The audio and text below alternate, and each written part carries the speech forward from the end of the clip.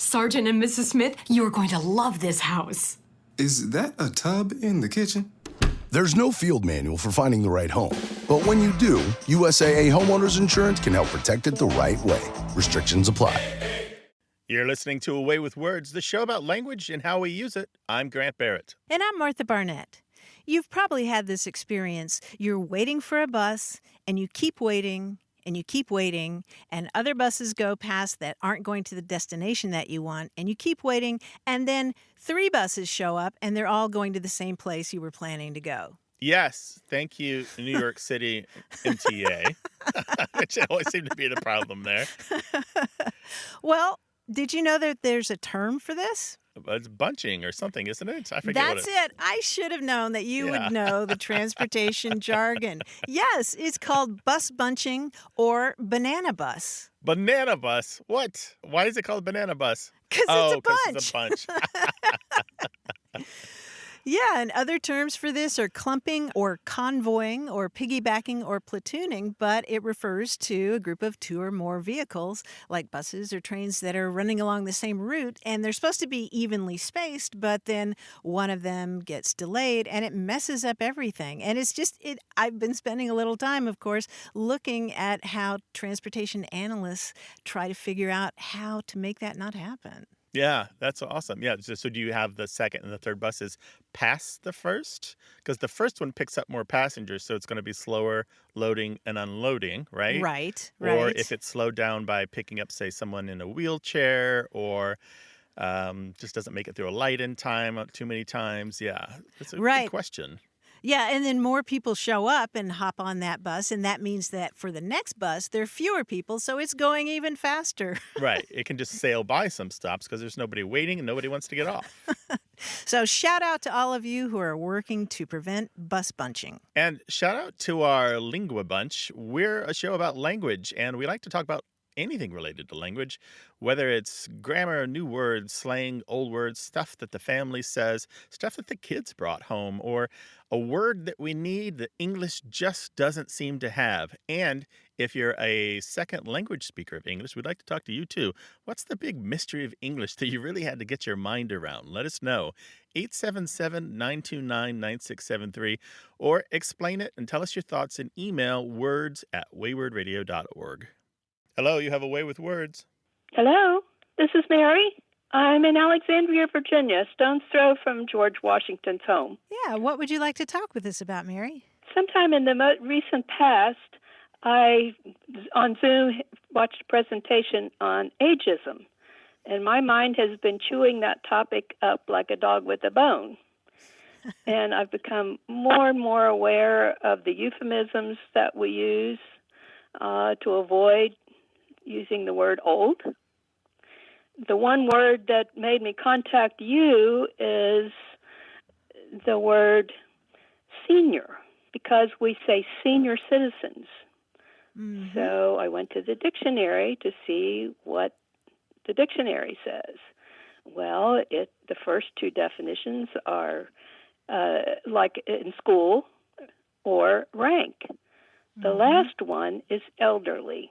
And so my question is, has that third definition always been there, or is it connected with the fact that we now use the euphemism senior citizen? Oh, what a great topic you've opened up, Mary. There's lots and lots to say about this. So how do you feel about it? Now that I'm aware of it, I'm making changes in how I see myself and how I react to other people. When they say to me, oh, 80 is the new 60, I say, well, this is the new 80. I like that. I like that a lot. And when the topic of old comes up, I say, you know what? If you're lucky, you'll get old. Exactly, right? Yeah, I like that. This is what 80 looks like. Well, I am very lucky to be in good health, but we have such a negative image and such a fear of aging. Mm-hmm. The other thought that came to mind is, of course, that we are now sending people, I think the AARP magazine starts at 50 or 55. Right. And lifespans are extending it's not uncommon for people to live to 90 and 100. Right. So Right. what's old? And what is senior? I mean, there are all sorts of different connotations for that word. I mean, back Yes. in the 14th century, the word senior didn't only mean that you were up in years. It could mean that you were older than someone. You know, you were the senior Yeah, it was person a in an ranking. Yes, and the other sense of it was that it was venerated. You know, it was a word that was applied to, for example, church elders. And I have to take a moment, Mary, and digress on the etymology a little bit because it's really interesting. It comes from the Latin senex, which means old man in Latin, and that's where we get the word senate. It was originally a council of elders. Of course, it's also the origin of the term senility, but there are these words that have to do with advanced age that have that SEN in them. The term senior citizen, that one bothers me. And it sounds like it bothers you a little bit. Sort of. I don't understand the whole thing about aging. I've always told my true age. I don't understand why people don't tell their Right. true age. I'm proud of Right. it. Right. I Um, agree with you.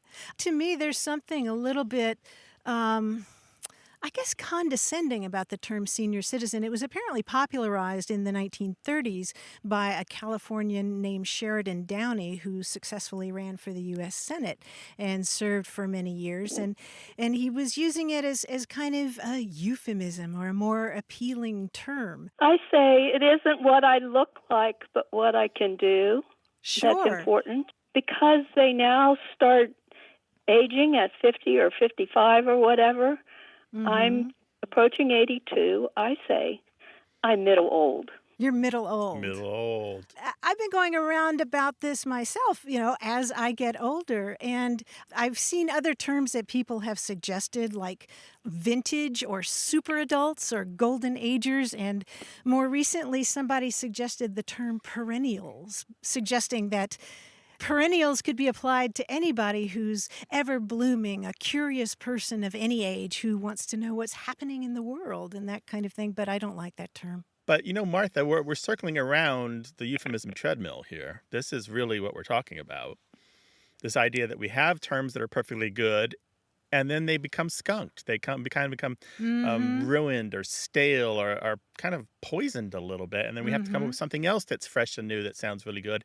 And then it in turn goes bad. And we keep replacing them with something a little more pristine until it's soiled. And this happens again and again and again. It happens with a lot of different fields. Aging is just one of them. How do we make old a positive instead of a negative? That is a fantastic question, and I'm sure that our listeners are going to want to weigh in on this. I think I've come around just to the term older, an older person. I'm old. Because I'm an older you're person. always going to have people younger than you, and probably you're going to have people older than you. You have raised a fantastic topic, Mary, and I'm sure we're going to hear lots and lots about this. People want to weigh in Absolutely. on this, and we're going to hear about it. So thank you for raising the topic, Mary. We appreciate it. Thank you very much for having me. Okay. Take care now. Bye-bye. Thanks, Mary. Be well. 877-929-9673. Email words@waywardradio.org. Hello, you have a way with words. Hi, this is Anna Joel from Bellingham, Washington. Well, my roommates are just a little bit younger than me, but it's the kind of younger where they know all kinds of words and all kinds of songs that I don't. And sometimes they think this is so funny that they won't tell me what they mean by words. And there's one that's been driving me crazy lately because it seems to mean opposites. They've been saying bet to about everything. B-E-T, bet. B-E-T, like what you do at the blackjack table. Okay, so in what context would they say this? Can you give us an example? It seems to mostly mean I believe you and I don't believe you. I say, I'm going to see if I can finish the whole album today. They say bet. And they never say it quiet. It's always pushed a little bit. Oh, okay. And do they say it like a question? Are you raising your voice at the end of that? Bet? Is it like that? You know, it does have that tone scoop, but I think it's more of a challenge than a question. Oh. Oh, That's just how it interesting. feels. it really has something of a vogue in the last 5 to 10 years. But you know about bet used this way?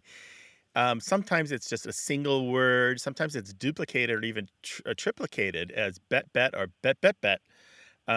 And often it is used to mean sure or yes, okay, good, cool. And it's used in exactly that way. It's kind of an affirmative statement after somebody else says something.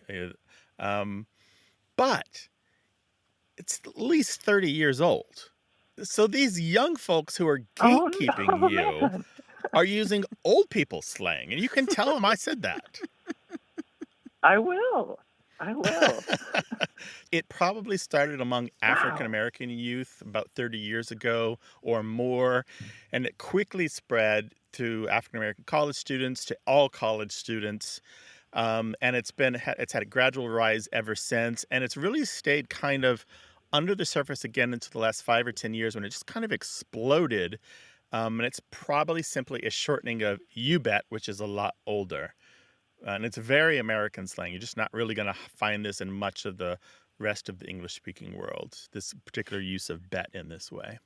Yeah, so But my sense would be that you would say, do you want to go get a coffee? And I say, bet.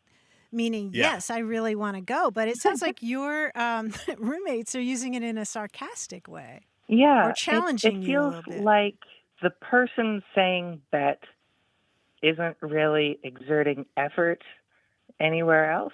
They're just sitting in their nice chair saying bet, watching me do my thing.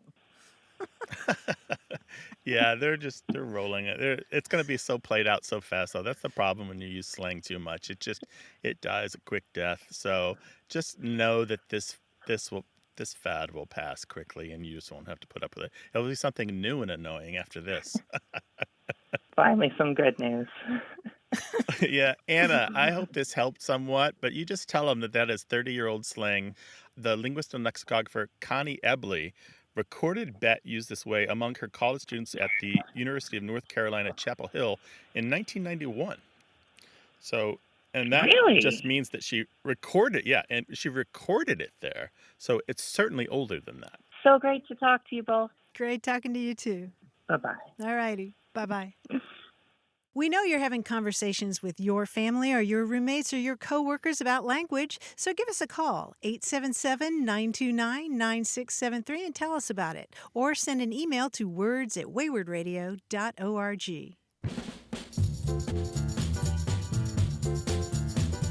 More of what we say and why we say it as A Way with Words continues.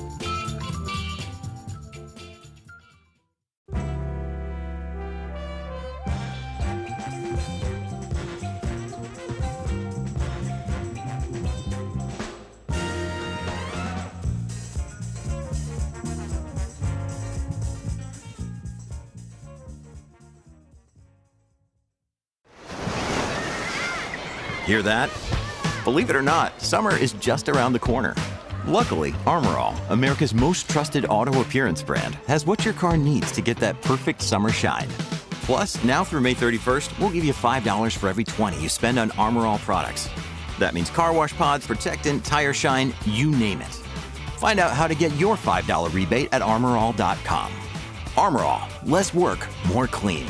Terms apply. You're listening to A Way with Words, the show about language and how we use it. I'm Martha Barnett. And I'm Grant Barrett, and we're joined by our quiz guy, John Chinesky. Hi, John. Hi, Grant. Hi, Martha. Hey. Today's quiz is inspired by those word rebuses that used to be a staple of Xerox culture, but have persevered to become passed around the internet. Now, a word rebus consists of a word or two or a phrase, usually presented in some way as to suggest a famous phrase. For example, you might see a square, and next to it the word think, and the answer to that word rebus would be, do you know what that is? Think outside the box. Yes, exactly. Think outside the box. Simple little visual little thing. But we're going to do it on the radio. This quiz is special in that it only uses parts of words. I'll describe the letters you see and some blanks, but they will always illustrate only part of a word. Now, since you can't see the rebus, I'll give you a hint as well. For example, if the hint is a part of a football game, and the rebus is T-I blank blank, the answer would be halftime. Got it? Oh, Lord. Okay. Yeah, Okay. you can get this. You might need a pencil for some of these, but I think you can do them in your head. Let's try. Here's a prediction in the newspaper. CLOU blank blank. CLOU blank blank. Clouds. Partly cloudy. Partly cloudy, yes. I would also have accepted mostly cloudy since it is 4 of the 6 letters. Yeah. Very good. Now, they're big, but not active. Blank ILEN blank. I-L-E-N. Blank. They're Silent majority. Yes, exactly. wow. ILEN is a Wow, good. majority of the word silent. Very good. These are often found in a dictionary. Blank P, blank E, blank H. Parts of speech. Parts of speech. Yes, parts of speech. Good. This is a topic of discussion at a salon. S blank blank blank T.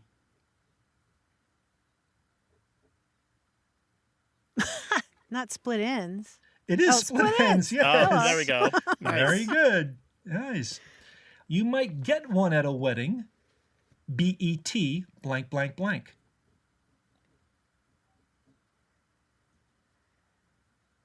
Better offer. No.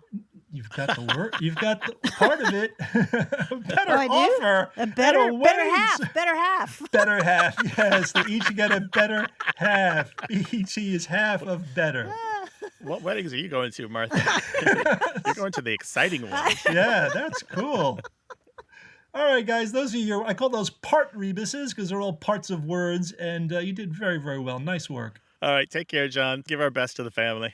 You too. Talk to you next week. All right, bye-bye. Stick around for more semantic antics. 877-929-9673 or send us an email. That address is words@waywardradio.org. Hello, you have a way with words. Hello, my name is Terry Wilson, and I am calling from Bowling Green, Kentucky. Hi, Terry. Welcome to the show. What's on your mind? Well, I was listening to your show a month or so ago, and I got thinking about a term that was used back in my hometown of Akron, Ohio, and I have never heard it used anywhere else before. Since then, I've traveled a lot and lived in different places, and the term is devil strip. Tell us what you know about devil strip. In my hometown of Akron, Ohio, the devil strip was the little strip of land between the sidewalk and the street, and the curb, in other words. And it was actually city property, but everybody was responsible for keeping it mowed. It was actually, I think, where probably some of the utility meters were located, like the water meter and so on. But it was just considered, part of our place. And I can remember my dad saying, hey, I'm going to go out and mow the lawn. Don't forget to mow the devil strip. And I would say, okay, no problem. So it's a space between the sidewalk and the road, the little strip of grass there. Yeah, that's it. Boy, have we got a story for you. There's a reason that this is famous among people who study American dialects and American regionalisms. It's because this term is currently only used in Akron, Ohio. It's not used anywhere else. Now, it used to be. You used to be able to find it in Rochester and Buffalo, New York, or Toronto and Montreal and Ottawa. But for some reason, it only seems to last in Ohio.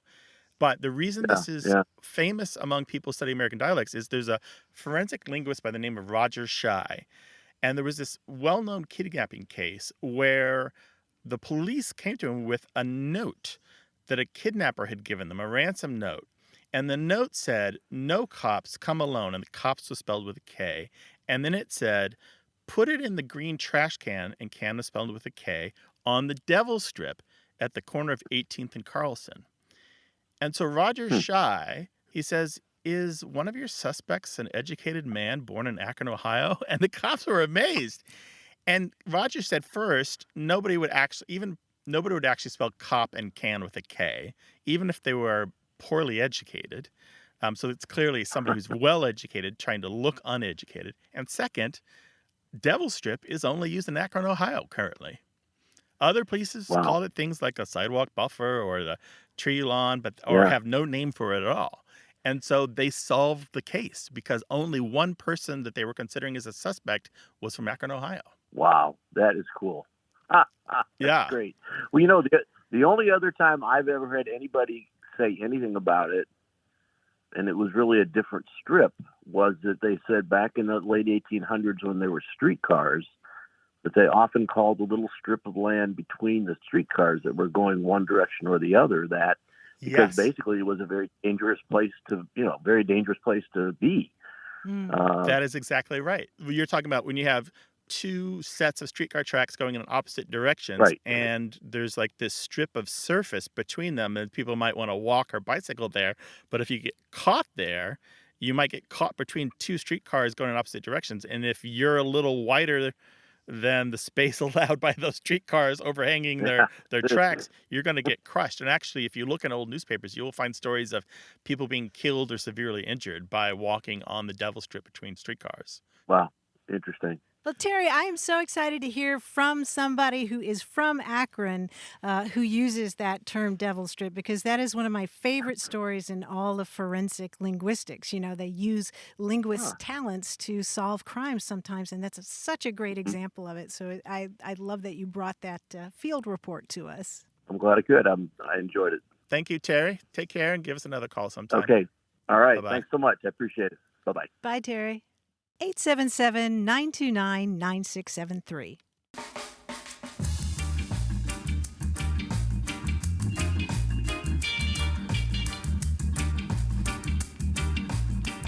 Grant, you remember our call from Quinn, who wanted to know, why is Q so often followed by U? Yes, Quinn, who was 5 3/4 years old and was very adorable, had a great question. Yes. Well, as it turns out, there is a brand new book on this topic, and it's called Q and You Call It Quits. It's by Steph Wade, and it's illustrated by Jorge Martin, and it's for children ages 4 to 8. And I just love the advertising copy. It says, "What happens when best friends Q and U quarrel? It's a real quandary, since they've always been quality friends, a true squad. But sometimes U wants time to herself, even though Q is lonely because he doesn't always fit in with the other letters without her. When the rest of the alphabet notices the split, they decide to do the same, and utter chaos ensues. Can Q and U come together to quell the mayhem and help the letters repair their friendships?" You got to read this book. Yeah, no question. Very good. It's actually from the Quill Tree imprint of HarperCollins. Lovely. What's the title again, Martha? Q and You Call It Quits. I hope somebody gives that book to Quinn. Fantastic. Send us your book recommendations and we'll take a peek. words@waywordradio.org.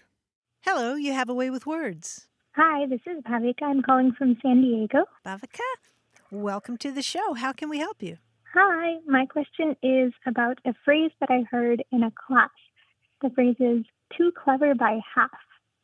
Now, that phrase, I hadn't heard it before, but I've heard the Gujarati version, which is the language we speak at home. It's dodai, which basically means 1.5 times clever. So I was wondering how it works, whether it was originated in England or in India, and like what the roots of that phrase are. Oh, okay. And what is your sense of what that expression means? How would you use it? Yeah, so my family uses it to tease me. They say I'm dodai. I'm a little bit too clever. So if I'm saying something, maybe like saying something with a smart mouth, then they tease me for it. So it's not necessarily a good thing.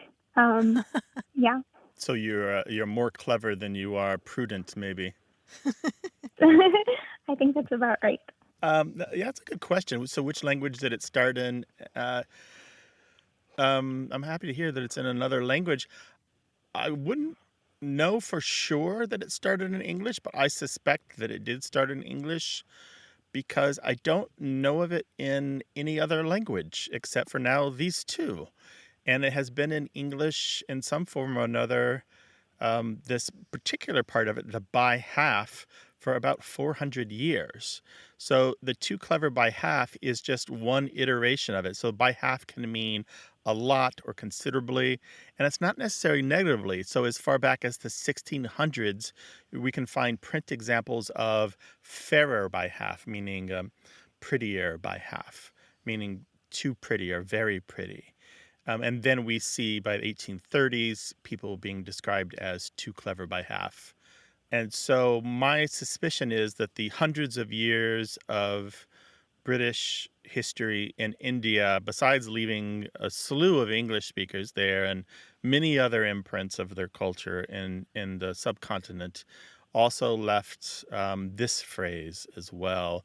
And then it was borrowed into Gujarati so that some of the 50 million speakers of the language use it. That's my suspicion.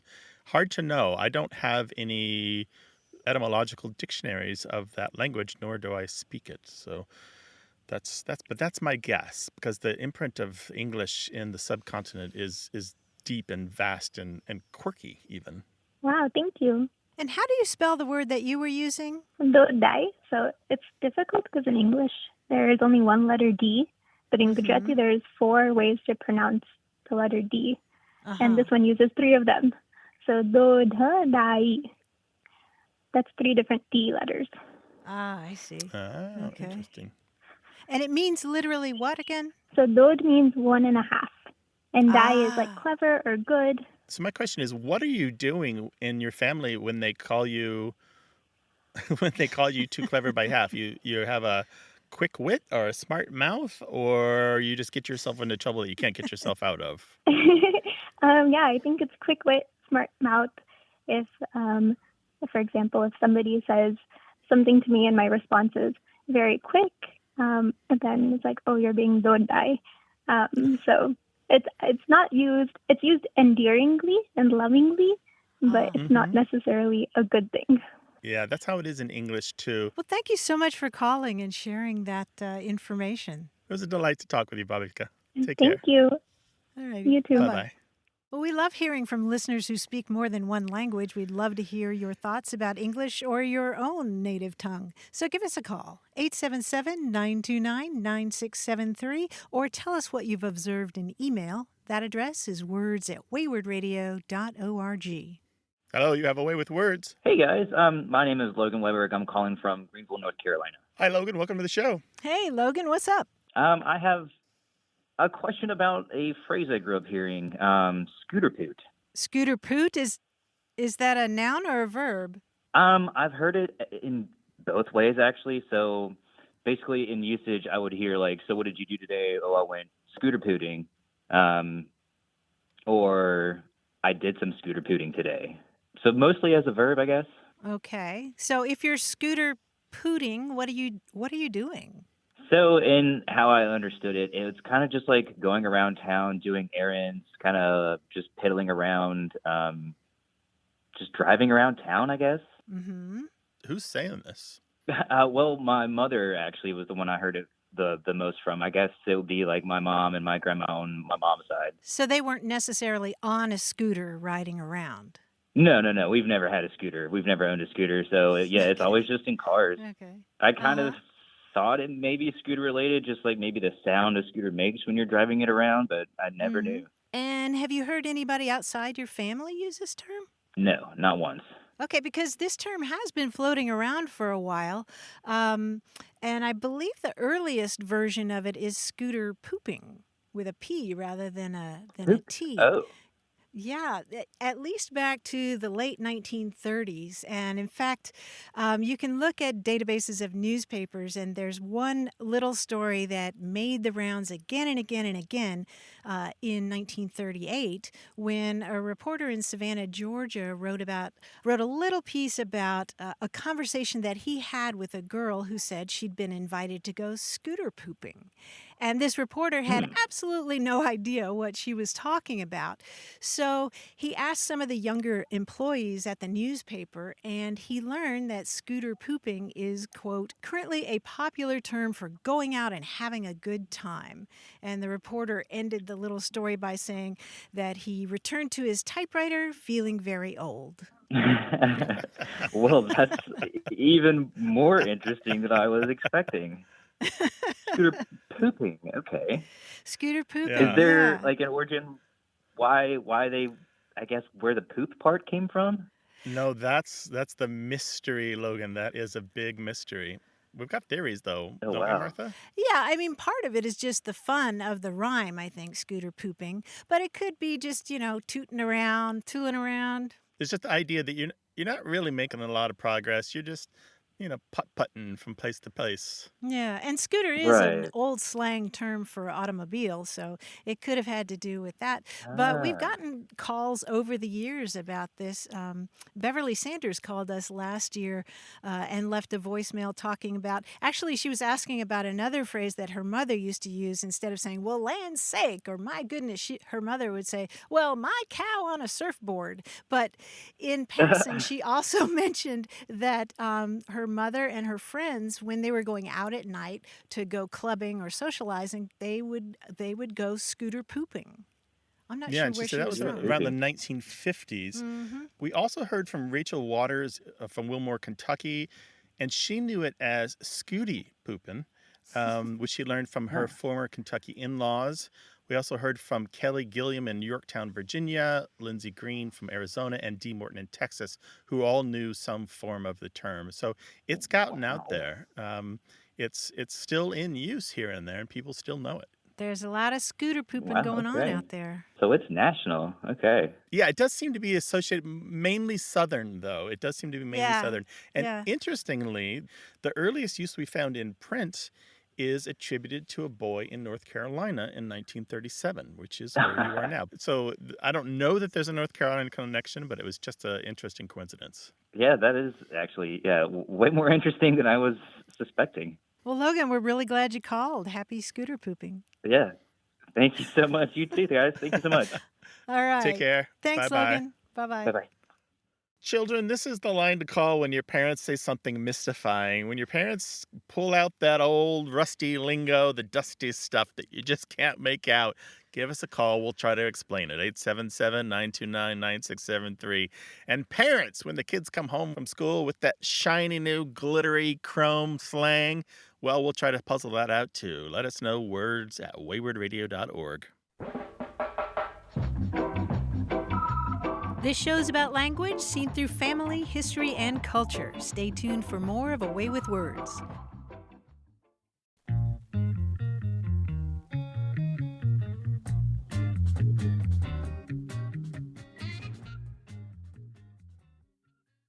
Got a minute?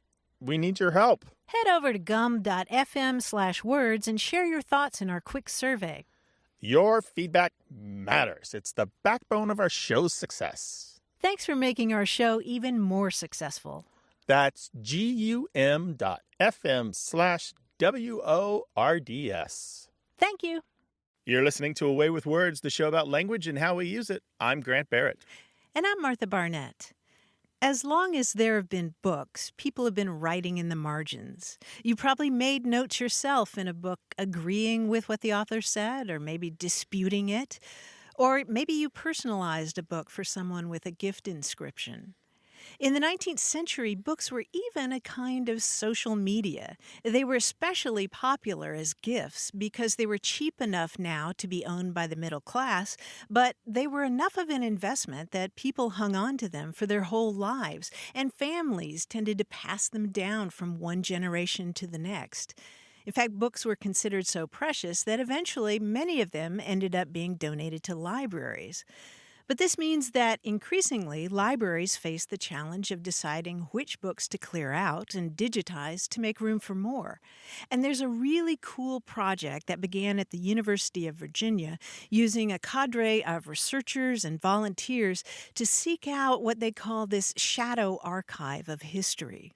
This effort has now spread to other colleges and universities, and it's described in the new book called Book Traces, 19th Century Readers and the Future of the Library. It's by Andrew Stauffer, who's an associate professor of English at the University of Virginia. And I love this example. He describes a volume of poetry that they found. And it has a penciled inscription above one of the poems saying that it was read to a woman who died in childbirth. A short time before she died, the woman had asked her mother to read that poem to her, and a family member later noted that in pencil on the page above the poem. They even pasted the woman's newspaper obit in the front of that anthology and attached a flower. And Grant, it's a touching window into both the role of poetry and the role of books in the lives of 19th century Americans. And there are lots of examples like that in the book, and it makes you wonder what's out there on the shelves just waiting to be discovered and what we're losing in the process of what they call deaccessioning volumes. Oh, I have so much to say about this. Oh, good. Well, the first thing is I spend a lot of time on archive.org researching the history of words because they have many scanned books, which are often deaccession books from libraries. And you will often find that these books at one point were gifts from person A to person B. So there'll be an inscription in the front. Something like to Bill on your birthday, many happy returns or something like that. So it's usually fairly innocuous, but Bill owned this book and he had this and it was for his birthday and somebody thought it was for him. And it's just nice to see that this book had a history. Someone cared enough to buy it and to give it as a gift. And that's a history. That's a story, right? But in my own collection of books and my own used books that I've bought, I have found many things, including a receipt from the 1970s for a casino in Lebanon. Wow. An adorable photo of a mother nursing a child. A letter. I bought a book of part of an estate sale for a lexicographer well known in my industry. And I found a letter that she'd written to another lexicographer about a third lexicographer in which she described him in unkind terms. And apparently Oh, wow. he was something of a rascal. Somebody's story and somebody's life is opened up to me when I find stuff in books. Right. This reminds me of when I was a little kid and I checked out of our church library a copy of Little Women. And I got about halfway through and I hadn't realized that someone had pressed 4-leaf clovers into the pages after the halfway point. Grant, when I saw the first one, it just took my breath away. Imagine some little girl, she's reading Little Women and she's maybe she's outdoors reading Little Women and she's also looking for 4-leaf clovers and It gave you a picture of a time and a place and a person. Yeah. Yeah, and a connection. Yeah, it was the connection that took my breath away. What's the most curious thing that you found in a book? Share what you found with us so we can share it with the world. 877-929-9673. And share your used book discoveries with us in email to words@waywardradio.org. And if you've got pictures, we'd love to see them. Put them on Twitter at WAYWORD. Hi there, you have a way with words. Hi, this is Joan. I'm calling from McKinney, Texas. I'm originally from New Jersey, but I moved out here recently to be near my grandchildren. What's on your mind? I've always had an interest in the origin of words. I decided to suggest a word that's really been on my mind for a long time, and it's the word knucklehead. Knucklehead. Do you call people knuckleheads? Like your grandkids? No, I don't. No. Do people call you knucklehead? No. Okay. The first thing I thought about was a ventriloquist and a dummy. That's what it reminded me of, like a dummy. And then my mind went to the Twilight Zone because they had dummies on that series a lot, and they were really scary. As They a kid, can be, yeah.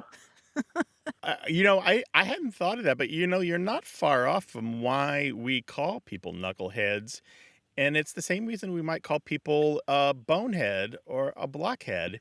The idea behind all three of these words is that there's no room for brains. All that's up there is wood if you're a blockhead, or bone if you're a bonehead, or knuckle if you're a knucklehead. It's just knuckle all the way through. No brains. Yeah. It just kind of means you're a dope. You're dum-dum. Yeah. It's not nice, but I think knucklehead is said with a lot of humor these days. I think it's a very mild deprecation, a very mild insult. You might look at somebody who is trying to, let's say, put a grocery cart back and not really getting it in the slot very well, and they keep trying and say, Uh-huh. "Oh, look at this knucklehead. What is he doing?" It's just kind of a good-natured insult, I think. I wasn't sure.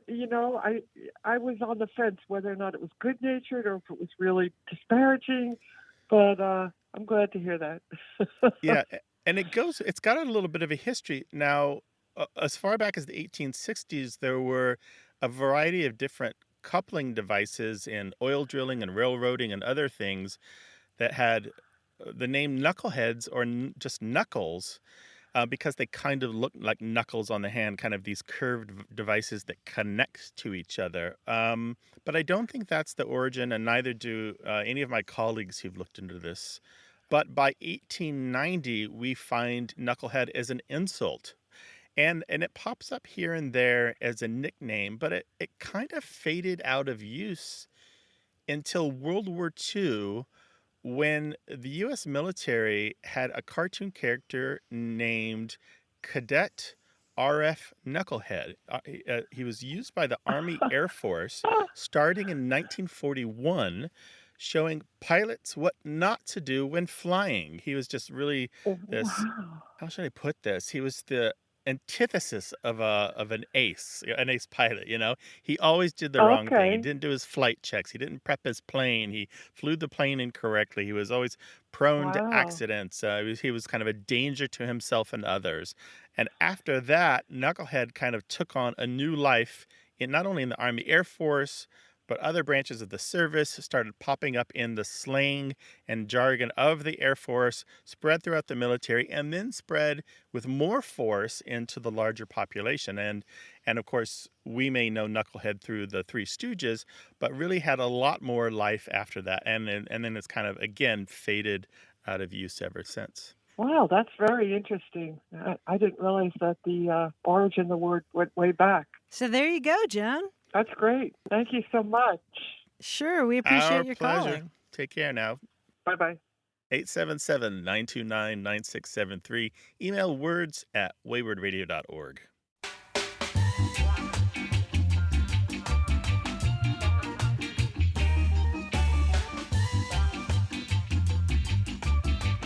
We heard from Eric Soreski in Scranton, Pennsylvania. He writes, "When I was a 5-year-old kindergartner who loved science and electricity, you can imagine how excited I was when the teacher called all of us to line up because we're going to the laboratory.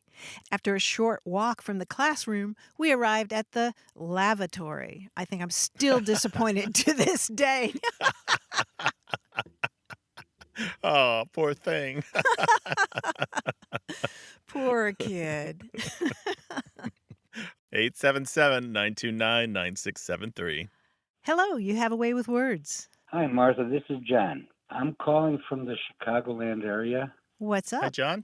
Welcome to the show. What can we do for you? Well, a couple weeks ago, I posted a phrase that I heard when I was a kid, and when we were hanging out, we were all talking, and one kid said, "You're selling me wolf tickets." And we were all confused. We didn't know what that meant, and he explained it. And I thought it was such a great saying, selling me wolf tickets. Rather than calling you a liar, it's a nice way of saying you're lying. You're just selling wolf tickets. Yeah, you're selling wolf tickets, or you're selling me wolf tickets. And so that's wolf, W-O-L-F, wolf? Yes, wolf as the howler. So what does it mean if one kid says to another, "Oh, you're selling me wolf tickets"? What do they mean? They mean they're calling you a liar, or trying to pull a fast one over them. And I guess it comes from the boy that cried wolf. Yeah, that's generally what we believe. We think that it's just a version of the old story about somebody who lied, and then finally told the truth. The earliest use that I know of is in the 1940s. And no further back than that. There's also just the verb to wolf or wolfing.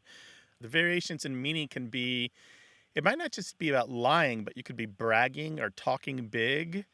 And there also could be the idea of challenging someone or stepping to, like you're kind of mean mugging them or like, showing how tough you are, but maybe you're not really down to battle. You're just making yourself known, kind of claiming and owning your space, Sometimes it's spelled woof, W-O-O-F, because it's one of these terms that's primarily transmitted orally.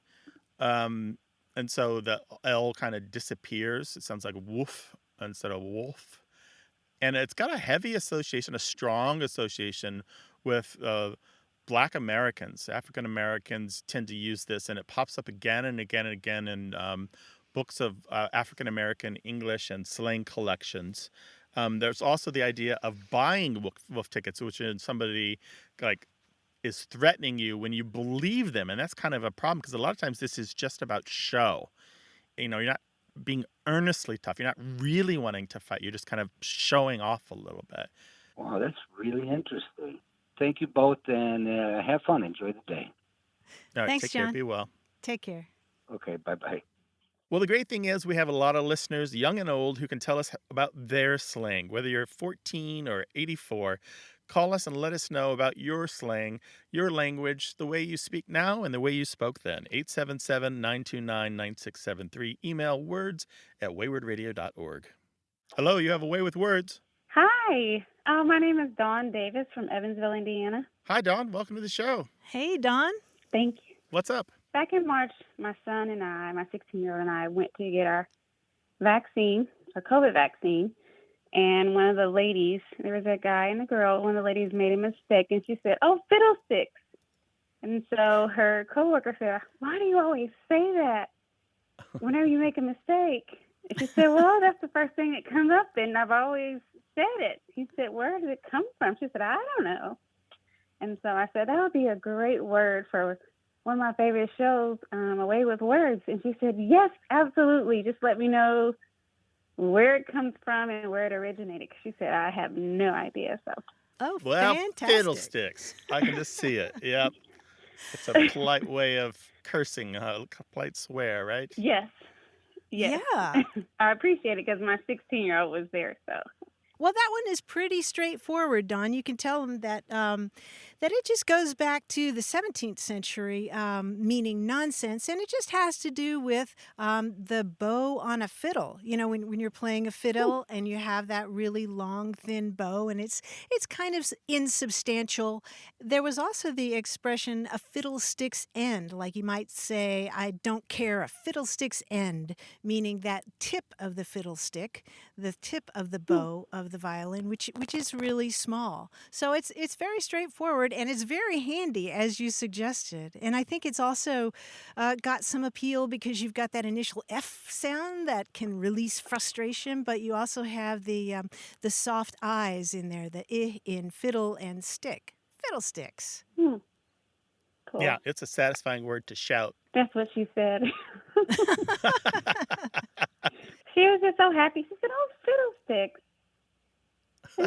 And just happy. And, she said, "I don't like using other words," but how to explain to my son if you replace a curse word with another word.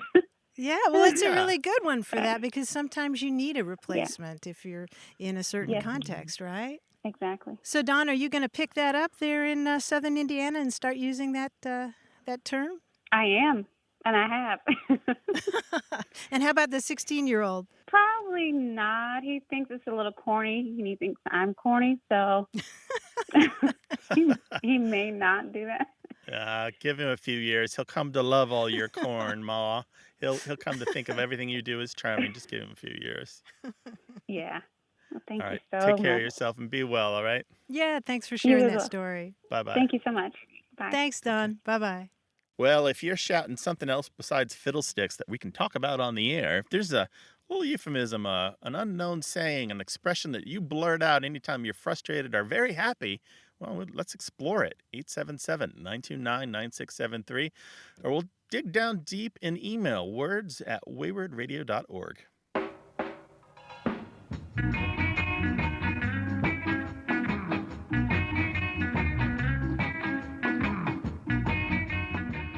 learned something interesting about the word passenger the other day. Back in the 1300s, the word passenger referred specifically to the pilot of a ferry, a boat that's going back and forth over a body of water. And the original word was passenger, someone who travels along a passage on a boat or ship. And then in the 1400s, it was also applied to a person who passes by or through a place, somebody who's a traveler. And then that word passenger acquired what linguists call an intrusive N, or the parasitic N. So it went from passenger, that is someone making a passage. And in the early 1500s, people were using the word passenger as we know it today. Oh, that's so interesting. So the N just is a phonetic intrusion. There's no etymological source for it. Well, yeah, and the same thing happened with messenger and scavenger. Oh, interesting. I love it. Yeah. I love it. It's just something that happens when you say a word enough. It wants an in there. Yeah, it wants that in. And I was just so surprised to learn that it wasn't somebody who was being conveyed on a boat. It was the person steering the boat who was the passenger. Lovely, lovely. There's always a story behind the words. If you've got a word and you'd love to hear the story, let us know. Talk to us on Twitter at WAYWORD, or give us a call on our line that's toll-free in Canada and the United States, 877-929-9673. Thanks to senior producer Stephanie Levine, editor Tim Felton, and production assistant Rachel Elizabeth Weisler. You can send us messages, subscribe to the podcast and newsletter, and catch up on hundreds of past episodes at waywardradio.org. Our toll-free line is always open in the U.S. and Canada, 877-929-9673, or email us words@waywardradio.org. A Way with Words is an independent production of Wayward, Inc., a nonprofit supported by listeners and organizations who are changing the way the world talks about language. Many thanks to Wayward board member and our friend Bruce Rogo for his help and expertise. Thanks for listening. I'm Grant Barrett. And I'm Martha Barnett. Until next time, goodbye. Bye-bye.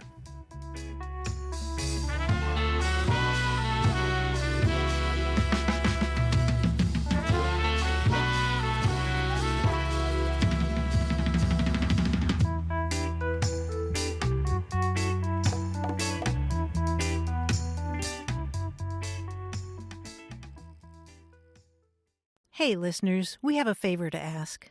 We'd love for you to fill out our listener survey at gum.fm/words. Your feedback is crucial. It's quick, and it helps us make our show even better. It shapes our show, helps us plan, and ensures we're bringing you the content you love. That's gum.fm/WORDS. Thanks for being a part of what we do. Thank you.